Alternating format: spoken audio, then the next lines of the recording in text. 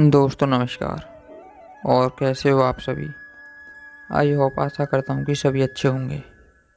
दोस्तों, अर्जुन एक बार कृष्ण से पूछते हैं, मुझे ये जानना है कि अच्छे लोगों के साथ हमेशा बुरा ही क्यों होता है। अर्जुन के इस सवाल पर मुस्कुराते हुए श्री कृष्ण कहते हैं, मनुष्य जैसा सोचता है, महसूस करता है, वैसा कुछ नहीं होता है, बल्कि अज्ञानता की वजह से मनुष्य सच्चाई को समझ नहीं पाता है। अच्छे लोगों के साथ हमेशा बुरा ही क्यों होता है। वही जो लोग बुरे कर्म करते हैं और अज्ञान की राह पर होते हैं, वो खुशहाल दिखते हैं। श्री कृष्ण ने इसका जवाब गीता में दिया है। तो दोस्तों, आपको हमारी वीडियो अच्छी लगे तो हमारी वीडियो को लाइक, शेयर, कमेंट और चैनल को सब्सक्राइब ज़रूर करना। आपने महसूस किया होगा कि जो लोग अच्छे कर्म करते हैं वो परेशान रहते हैं, वही जो बुरे कर्म करते हैं वो खुशी से रहते हैं। अच्छे कर्म करने वाले परेशान होते हैं कि आखिर उन्हें इतनी परीक्षा क्यों देनी पड़ रही है, जबकि जो अधर्म की राह में वो खुश है और ज़िंदगी का लुत्फ़ उठा रहे हैं।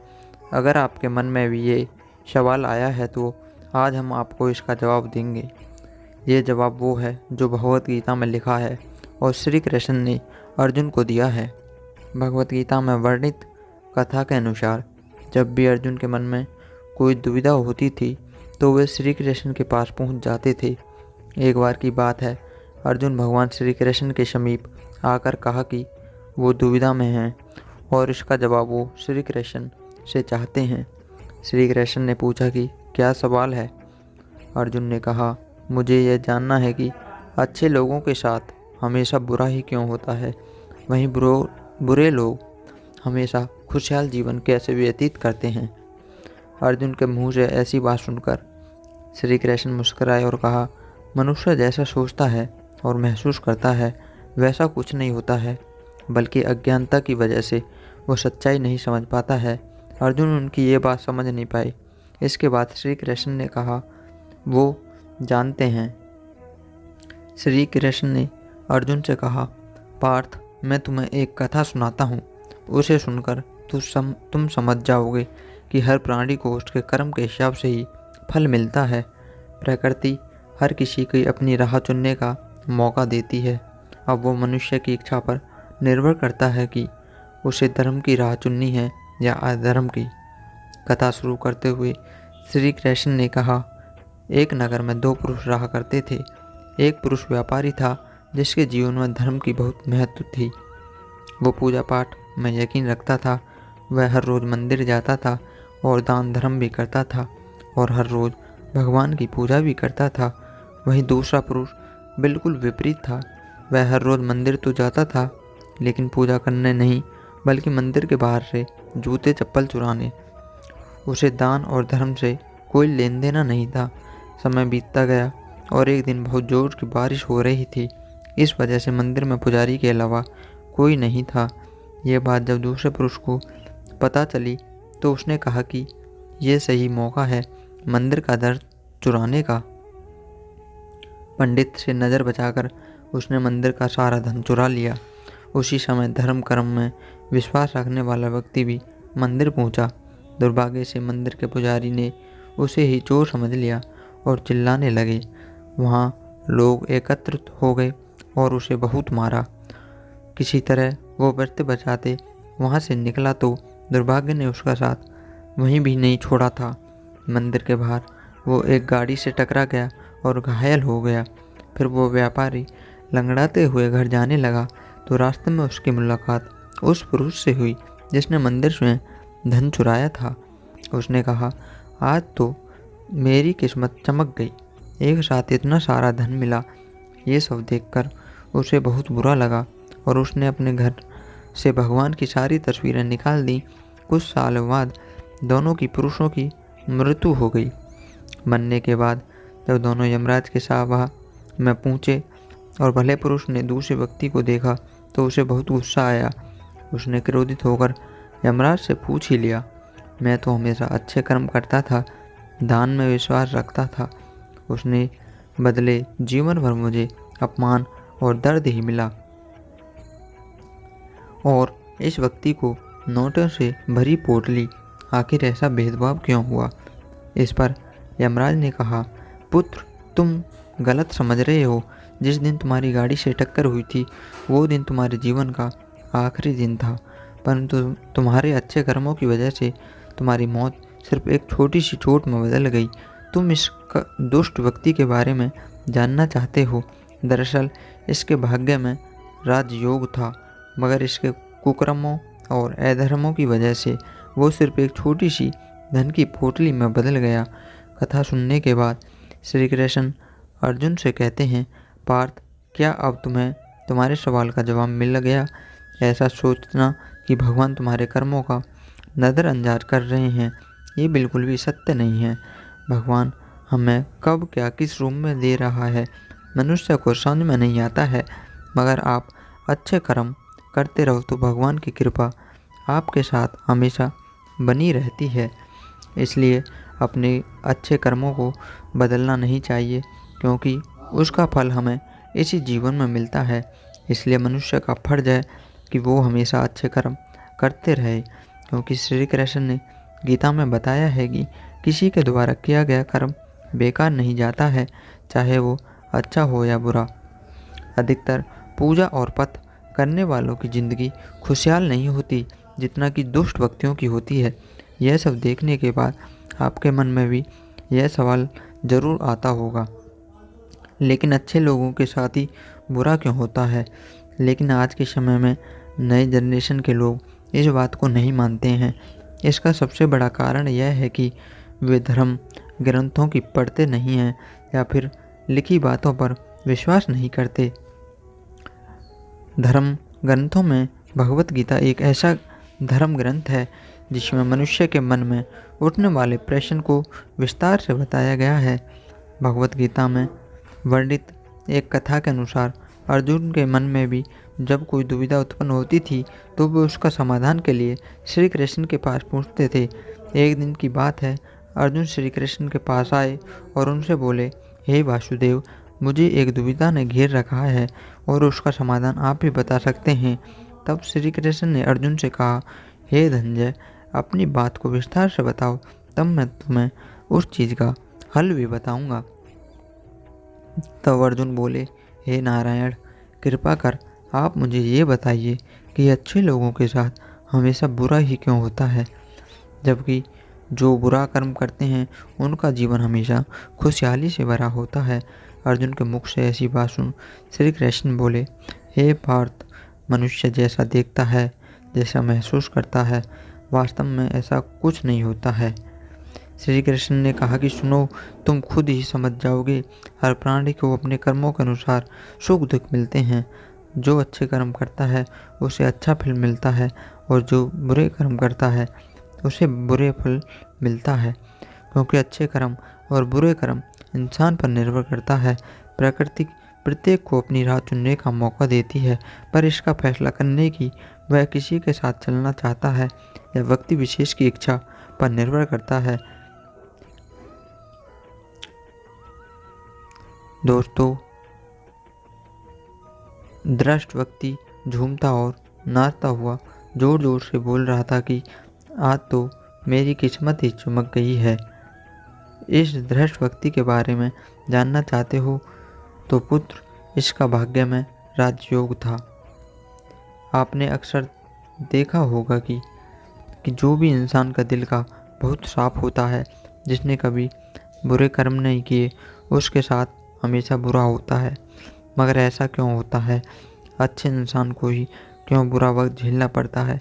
अधिकतर लोगों को इसके पीछे का रहस्य नहीं पता होता है। इसका वर्णन भगवत गीता में विस्तार से बताया गया है। भगवत गीता में एक ऐसा ग्रंथ है, उसमें इंसान का मन में उठने वाले हर सवाल का जवाब मिल जाता है। भगवत गीता में वर्णित कथा के अनुसार हम आपको एक कथा सुनाते हैं। अक्सर हमारे मन में बार बार यही प्रश्न होता है। वो हमेशा खुश रहते हैं और जीवन का सुख उठाते हैं जो हमेशा गलत कार्य करते हैं, और वो हमेशा दुखी रहते हैं जो हमेशा सही कार्य करते हैं, जो भगवान की पूजा अर्चना करते हैं। दोस्तों, दुख और सुख दोनों एक ही सिक्के के पहलू होते हैं। ज़िंदगी में इन दोनों का सिलसिला चलता ही रहता है। अगर कोई अच्छा कर्म करता है तो उसके साथ अच्छा होता है। इसके विपरीत यदि कोई व्यक्ति बुरे कर्मों को अंजाम देता है तो उसके साथ बुरा होना स्वाभाविक है। हालांकि कभी कभार अच्छे कर्मों का अंजाम देने के बावजूद अक्सर इंसान के साथ बुरा ही महसूस होता है। इसी के चलते आपने देखा होगा कि कुछ लोग दृष्ट प्रकृति के होने के बाद भी उनके साथ सब कुछ अच्छा होता है।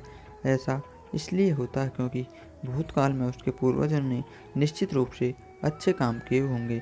इसके विपरीत सीधे साधे भोले लोग के साथ बुरा इसलिए होता है क्योंकि शायद उनके पूर्वजों ने किसी का दिल दुखाया होगा या कुछ बुरा ज़रूर किया होगा। हालांकि इसके साथ ही सबसे बड़ा सत्य यह है कि इन सारी चीज़ों से इंसान को कभी भी बेहद खुश या विचलित नहीं होना चाहिए, क्योंकि अंत में इंसान के खुद के कर्म से उसके भाग्य का निर्धारण होता है। जो जैसा बीज बोएगा वो वैसा ही फसल काटेगा। अपने कर्मों का फल इंसान को निश्चित रूप से मिलता है। बस यही होता है कि हमें समय का इंतज़ार करना चाहिए। समय बिना कुछ भी अधूरा नहीं होता है दोस्तों।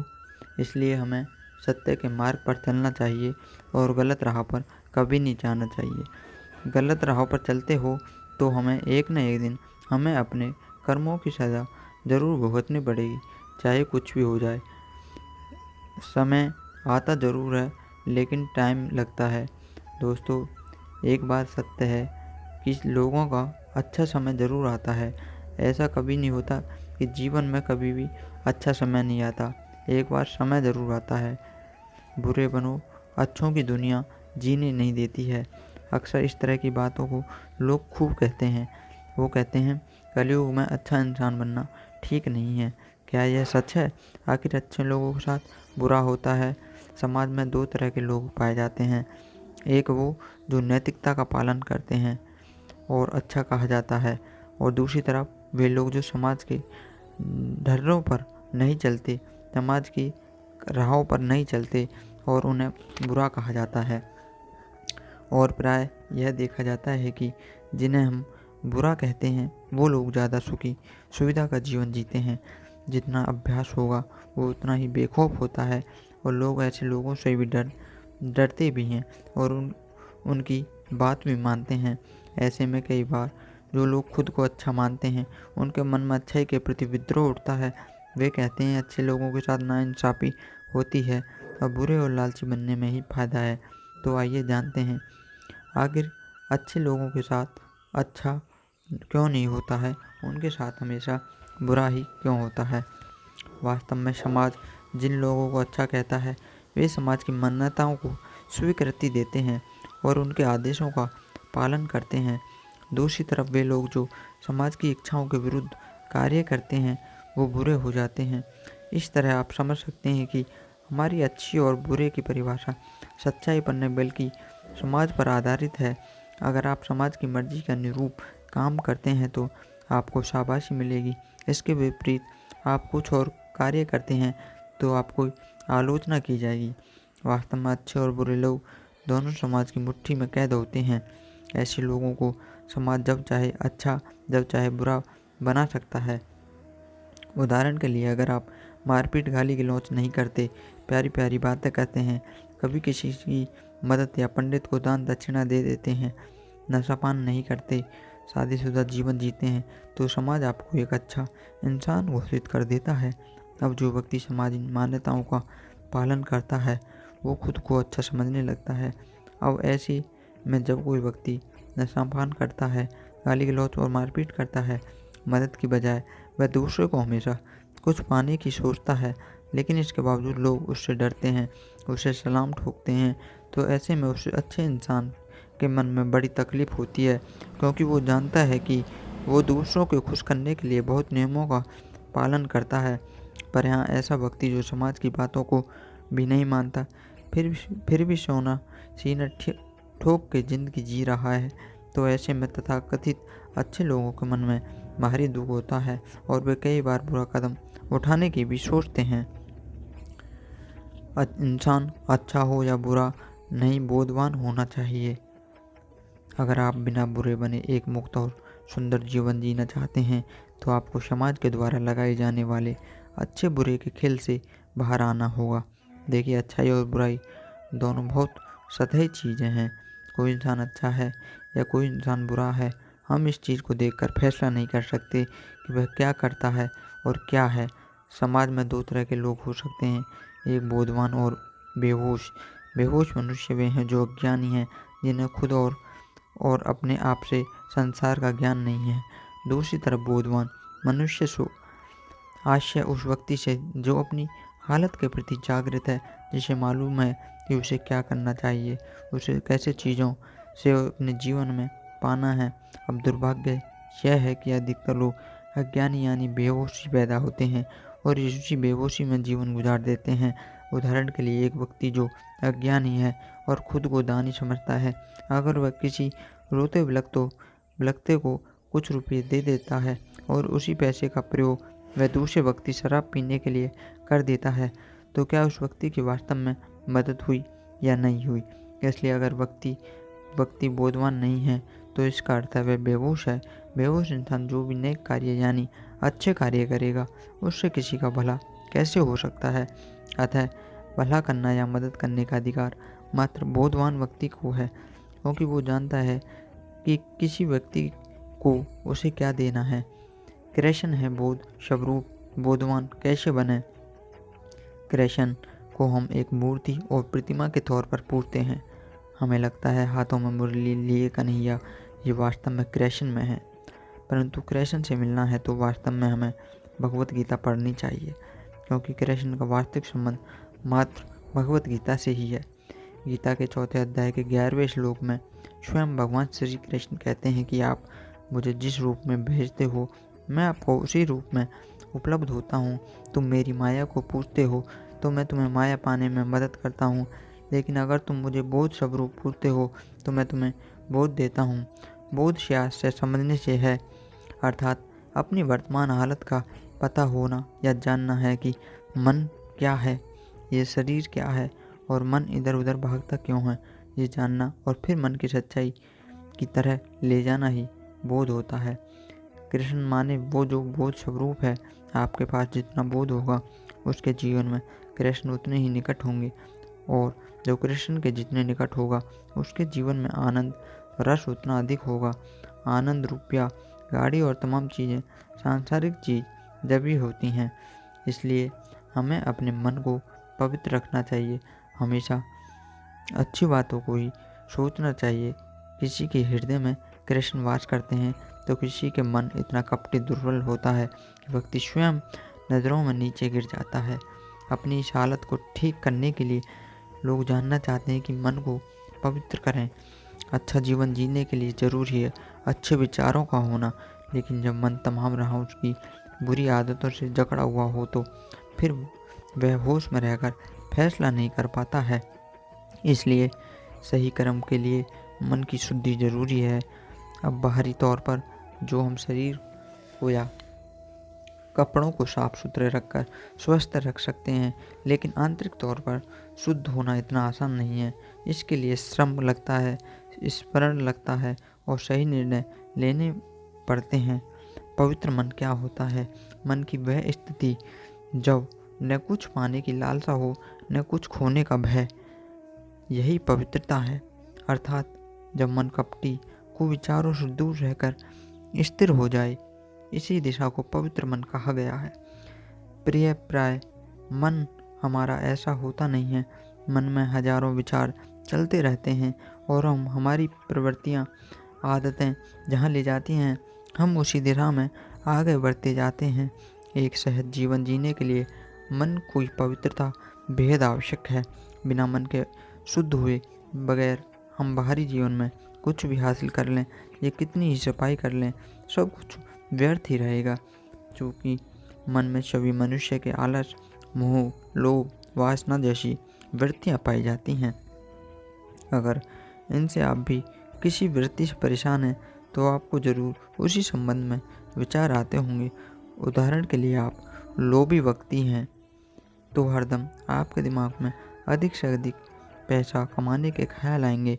वहीं अगर आप वासना से ग्रस्त व्यक्ति हैं तो आपके दिमाग में दूसरे लिंग के प्रति आकर्षित होने के विचार आते रहेंगे। अतः किसी भी विचार को ख़त्म करने के लिए आपको वृत्ति को मिटाना होगा। यदि आप में लोभ या वासना की वृत्ति ख़त्म हो जाए या फिर बिल्कुल कम हो जाए और आप अपना ध्यान किसी महत्वपूर्ण कार्य में लगा दें तो आप यह विचार स्वतः ही ख़त्म हो जाएंगे। दोस्तों, इस तरह मन जब भांति भांति की वृत्तियों से व्यक्ति अशांत नहीं होता तो इसी अवस्था को मन की शुद्धता कहकर संबोधित किया जाता है। दोस्तों, आज की वीडियो को यहीं पर समाप्त करते हैं। अगर दोस्तों आपको हमारी ये कहानी अच्छी लगी हो तो हमारी कहानी को लाइक, शेयर, कमेंट और चैनल को सब्सक्राइब ज़रूर करना। दोस्तों, आपका एक सब्सक्राइब हमारे लिए बहुत ही महत्वपूर्ण है, इसलिए दोस्तों हमारे चैनल को सब्सक्राइब ज़रूर करना। धन्यवाद।